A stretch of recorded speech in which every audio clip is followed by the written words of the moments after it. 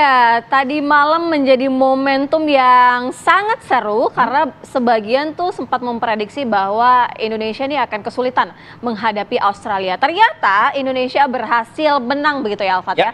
Untuk itu kita akan membahas di pagi hari ini ada Mas Erwin Fitriansyah, wartawan sepak bola. Selamat pagi Mas Erwin. Selamat pagi semuanya, selamat pagi. Happy ya tadi malam? Happy dong. Happy, oke. Selamat pagi, Bung Toel, Tommy Welly, pegawas sepak bola. Pagi, Sira, Alfat, Erwin. Bung Toel happy nggak? Ya harus dong. Harus dong. Keren. Oke, kalau misalnya kita melihat Bung Toel, tadi malam kan permainan Indonesia juga tidak disangka-sangka begitu ya. Karena kan kalau misalnya dilihat dari lini penyerangan gitu ya, dari dua laga kita sebenarnya agak sedikit kurang. Karena dari Komang sendiri, notabene pemain belakang gitu yang berhasil menggolkan.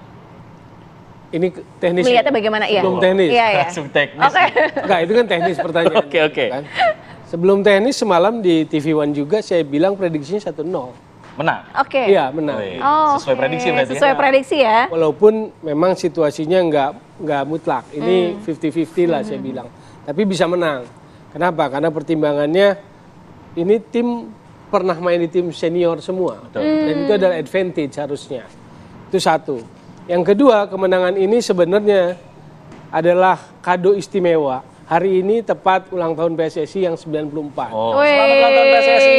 Selamat ulang tahun. Iya, hadiah Jadi, luar biasa ya. Luar biasa, kado buat PSSI usianya 94 tahun. Itu yang pertama.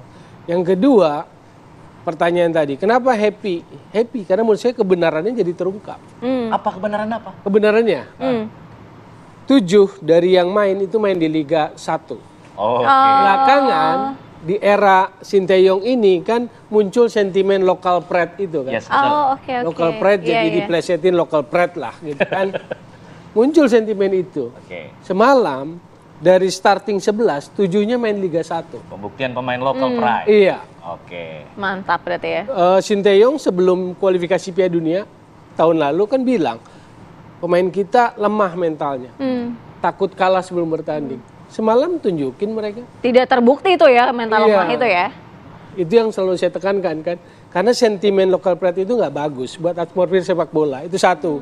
Kedua, anggapan Sinteyong, stamina Indonesia berdasarkan kompetisi Liga 1 yang actual playing time-nya rataannya cuma 35 menit, terbantahkan. Yang pertama, dibantah oleh LIB. Actual playing time-nya 40 menit. Oke.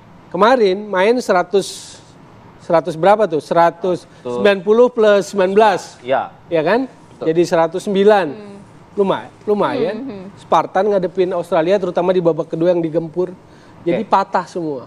Ini yang kalau pertanyaan Bung Toel happy nggak? Saya happy. Karena bukan sekedar menang, tetapi di Pemainnya balik begitu ya? kemenangan ini ada kebenaran yang terungkap. Wih. Oke. Ya nggak? Oke, Bung Erwin, ada komentar, ada kebenaran Iya. lain mungkin yang bisa diungkapkan. Kalau saya ngomongin statistik, karena bola itu kan ada statistiknya. Oke. Dibandingkan dengan pertandingan menghadapi Qatar, waktu lawan Qatar itu Indonesia U23 possession unggul, Oke. passing akurasi unggul, passingnya unggul, percobaan ke arah gawang unggul, tapi akhirnya kalah, gitu ya.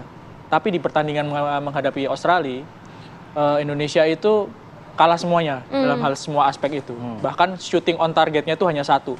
Hanya 8 kali percobaan, 1 on target. Dan itu yang sementara dan itu jadi gol. Sementara Australia ada 20 sekian, 8 on target. 20 sekian. 21-8. Iya, 21-8. 21 percobaan, 8 ke arah gawang. Waktu lawan Qatar, Indonesia itu 20 kali sekian melakukan pelanggaran. Sementara semalam hanya 10 kali. Jadi waktu lawan Qatar itu lebih banyak emosi yang berperan. Kalau menurut saya oke. pelanggaran banyak dilakukan, 2 gol juga terjadi karena Walaupun mengamati. wasitnya juga seperti itu ya, ada. Iya, Iya. itu masih debatable juga kan Oke. ya kalau wasit kan ya. Nanti kita wasit nanti.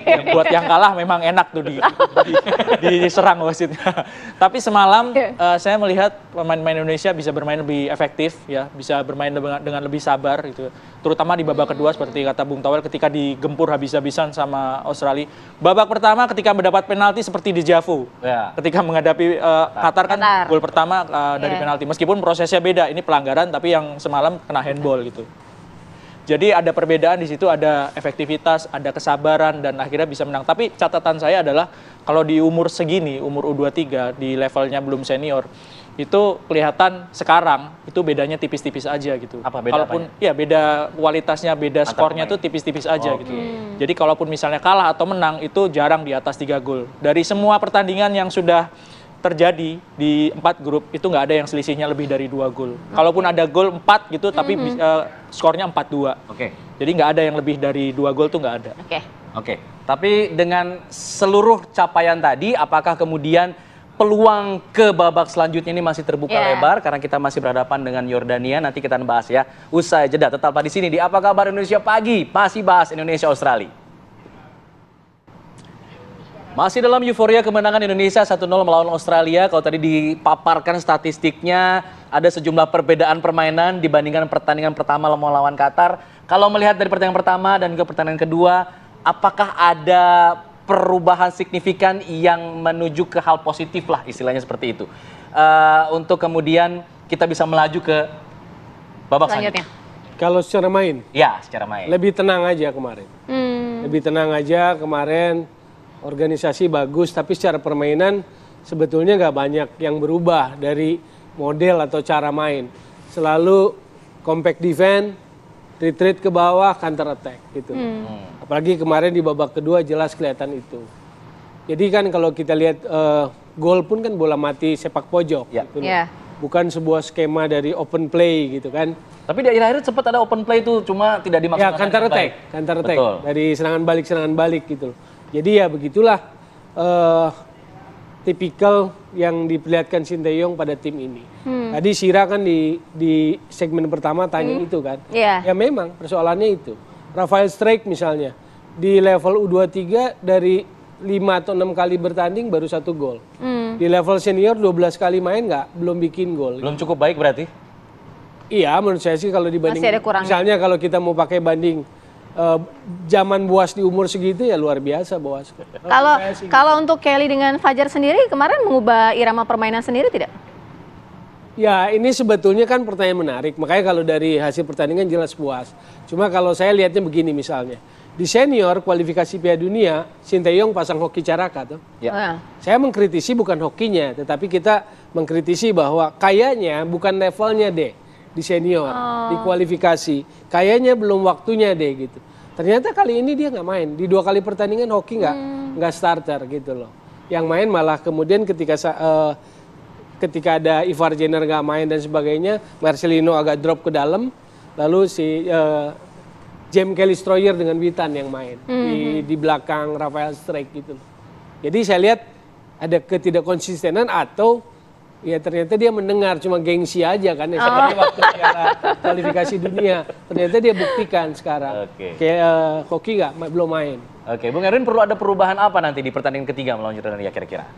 Semalam itu kan perubahannya karena dalam tanda kutip terpaksa ya. Karena Ivar Jenner kan kena Kartu merah. ya. Jadi memang perubahannya nggak bisa dihindari itu. Tapi kalau menghadapi Yordania di pertandingan terakhir dan lebih menentukan lagi sudah full tim gitu. Kecuali mungkin Ramadan Sananta ya yang terkena straight red card gitu. Jadi main tenang harus karena Yordania juga bukan lawan yang lemah. Kalahnya juga lewat injury time semalam lawan Qatar, menit 13 injury time mereka kebobolan dan akhirnya kalah. Menghadapi Australia juga mereka main 0-0. Artinya Yordania kita juga ingat bahwa dia masuk final Piala Asia di level seniornya. Ini juga bukan tim yang mudah untuk dikalahkan gitu. Jadi memang perjuangan masih sangat berat kalau menurut saya ya. Meskipun sudah mendapatkan poin dan sekarang ada di posisi runner up sementara ya. Tapi kalau Bung Erwin lihat, akhirnya kita harus ketika menghadapi Yordania strateginya harus seperti apa? Apakah seperti tadi malam gitu, ketika kita mencoba untuk menyerang juga, tapi bertahan juga dikuatkan gitu ya? Iya lebih tenang gitu. Iya. Waktu lawan Qatar sebetulnya kan juga nggak nyerang-nyerang banget. Oke, posisinya menang gitu. Tapi posisi yang seperti apa gitu ya? Posisinya apakah posisinya positif ya, lebih banyak menyerang atau hanya sampai tengah aja dari belakang ke tengah terus muter di situ gitu kan itu yang harus dilihat lagi gitu. Kalau ditanya apakah harus menyerang atau enggak ya sebenarnya kalau mau menang ya harus menyerang gitu. Tapi menyerang yang seperti apa? Apakah frontal, main terbuka? Berani nggak lawan Yordania main terbuka ya? Itu kan yang harus dipikirkan gitu. Bagaimana nanti lawan Yordania? Gimana, Bung Toel? Berani harus Soalnya berani. Bung Toel udah senyum-senyum, ngangguk-ngangguk gitu loh ini kayaknya. Iya, kalau possession betul yang Erwin bilang. Possessionnya di mana? Di wilayah pertahanan sendiri atau sudah di progression, sudah di atas gitu kan. Yang kedua, seumur-umur sepanjang Sinteyong pegang, kan nggak pernah kita jadi tim yang inisiatif gitu loh. Agresif nyerang gitu ya? Dikte itu nggak pernah. Selalu Counter lebih attack. banyak counter gitu loh. Lebih banyak counter attack. Tapi bukannya bermain dengan skema yang sudah dilatih sekian lama itu lebih efektif gitu ketimbang tiba-tiba merubah permainan di tengah jalan, lebih megang possession tapi kemudian tidak terbiasa dengan hal itu. Iya, sebetulnya sih kalau mau dilihat kan memang kita punya kekuatan di wing. Itu kan secara tradisional lah ya. Kalau kita bicara individual pemain kita kan selalu punya wing lah yang cepat-cepat gitu loh. Itu kan kekuatan. Makanya saya lihat belakangan dia lebih cenderung selalu pakai 3 back. 2 wing back kan. Yang satu Pratama Arhan, yang satu siapapun lah bisa ganti-ganti. Karena dari 2 pertandingan di Qatar ini ada Rio Ilham yang main, kemarin Fajar yang main pertama gitu kan. Jelly Kemstroyer main ya, di depan mendadak gitu kan. Tadinya Ivar Jenner, Arkan Fikri kemarin karena nggak ada Nathan dengan Marcelino akhirnya. Nggak masalah itunya, tetapi bagaimana progression ke depan sebetulnya nggak rapi, nggak kuat juga gitu loh. Bukan tim yang sangat kuat bisa kontrol itu enggak. Nah, gitu loh. tapi sebenarnya tim kita mampu tidak untuk posisi strategi menyerang gitu? Mampu. Hanya Tergantung tidak diberikan mindsetnya. kesempatan atau bagaimana? Ya mindset yang diterapkan oleh pelatih, berani nggak main seperti itu. Oke. Kan begitu. Lagi ke pelatih nih. Ya kalau saya lihat, jadi kalau tipikal Sinteyong ini kan pragmatis. Pragmatis gitu. Pragmatis itu ya dia menyesuaikan dengan lawan yang akan tanding, target yang dia mau cari. Nah besok untuk lolos sebetulnya nggak ada pilihan, harus menang. Apakah Jordan dengan nilai 1 nggak punya peluang? Masih punya peluang. Oke. Kalau dia menang dia poin 4. Apakah Australia dengan nilai 1 nggak punya peluang? Kalau dia masih ngotot lawan Qatar, dia masih punya peluang juga gitu loh. Jadi selain Qatar, ketiga tim lainnya masih punya peluang. Jadi nggak bisa misalnya ya udah walaupun secara teknis draw itu bisa mengamankan, tapi kan belum yakin juga gitu. Oke, Bung Erwin, kalau bicara masalah pragmatis, seorang pelatih salah nggak sih main pragmatis? Yang penting kan hasil akhirnya, enggak juga atau gimana? Enggak juga sih. Ya Bukan salah benar. tergantung lawannya. Jangan diarahin salah Tergantung benar gitu ya, lawannya, Bung, ya. tergantung apa yang diincar sama dia gitu. Kalau kita bicara sehari sebelumnya Manchester City lawan Real Madrid. Yes. Real Madrid DNA-nya Liga Champions. Mereka mainnya sangat bertahan gitu, mengandalkan serangan balik, tapi mereka akhirnya bisa lolos gitu. Digempur habis-habisan, ya itu kan pragmatis juga kan. Carlo Ancelotti pelatihnya Madrid nggak peduli Madrid tampil nggak enak dilihat, tapi yang penting kan mereka bisa lolos lewat adu penalti. Jadi soal pragmatis atau enggak ya tergantung targetnya apa dalam pertandingan itu, terus mau tampil seperti apa, lawannya seperti apa. Kalau misalnya lawannya kuat sekali terus kita nggak pragmatis tetap nyerang untuk ngejar gol, itu namanya bunuh diri juga sebetulnya kan. Benar-benar. Tapi kira-kira kalau misalnya yang melawan Yordan nih, butuh tidak harus strategi menyerang gitu? Kalau kita lihat kan lini kita belum berhasil gitu kan menyerang, karena kita masih tetap main counter attack itu tadi ya. Ya menyerang harus kalau mau mencetak gol, kalau nggak nyerang kan nggak bisa cetak gol, susah untuk cetak gol. Artinya Sinteyong harus mengubah pola itu juga gitu, harus memberikan kesempatan untuk pemainnya mengarahkan gitu untuk menyerang gitu. Di 2 pertandingan sebetulnya menyerangnya juga banyak gitu. Ya. Cuman ketika masuk sepertiga pertahanan lawan itu yang banyak yang missing link. Ada beberapa momen semalam ya, Witan agak lama kuasai bola, terus telat ngoper, opernya juga akhirnya salah. Nah itu yang mungkin benar-benar harus benar diperbaiki, karena kalau nggak create chances, nggak membuka peluang, nggak menciptakan peluang, gol kan susah untuk tercipta. Oke, salah satu yang jadi sorotan juga bicara masalah local pride, penampilan dari Hernando Ari. Katanya kesurupan Lunin. Oh, Madrid. Iya, di netizen bilangnya begitu nih. Udah ini sebagai bentuk ajang pembuktian atau bagaimana kalau Bung Toel melihatnya? Karena sebelumnya kita tahu Pak Erick Thohir sudah salaman sama Emil Audero, lalu katanya Martin Paes mau diambil untuk jadi kiper timnas. Nah, ini dengan penampilan Hernando. Nah, apakah ini kemudian menjadi pemikiran ulang untuk PSSI? Masih bagus-bagus kok ini kiper-kipernya gitu. Iya, jadi kalau persaingan sih sah-sah aja lah dengan siapapun gitu loh. Karena kalau timnas ukurannya kualitas. Tapi kalau kita lihat Hernando, dia kan sudah buktikan juga. Jadi nggak perlu nggak perlu kayak apa sih namanya panik atau bagaimanapun. Dan ini kan membuktikan sekali lagi bahwa makanya saya bilang di balik sebuah kemenangan ini kita melihat sebuah kebenaran lain. The truth reveal gitu loh.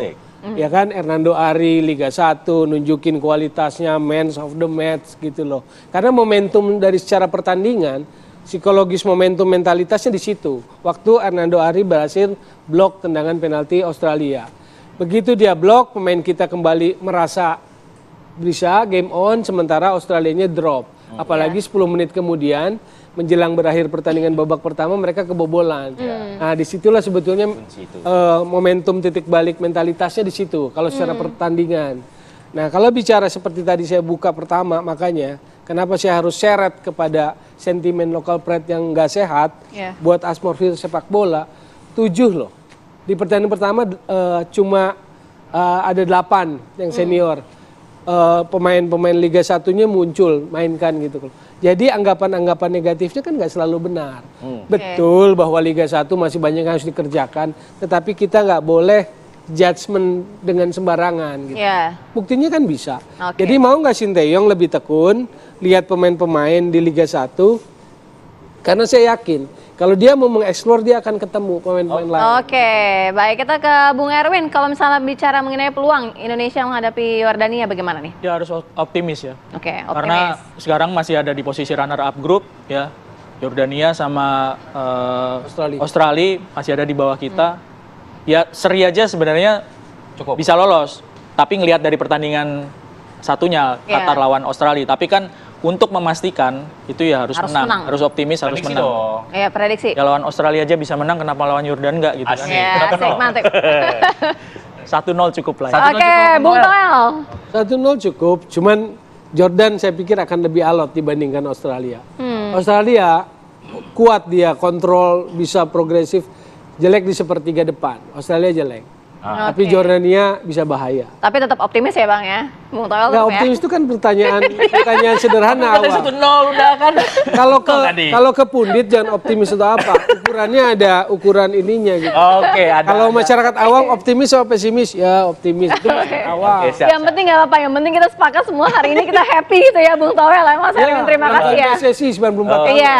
Selamat ulang tahun sekali lagi untuk PSSI dengan hadiah kemenangan 1-0 dari Indonesia melawan Australia. Dan kemudian nanti prediksinya 1-0 dua-duanya nih untuk melawan Yordania. Kita harapkan itu menjadi hal yang terwujud nanti. Terima kasih. Terima kasih Bung Toel. Selamat bergabung di Apa Kabar Indonesia Pagi.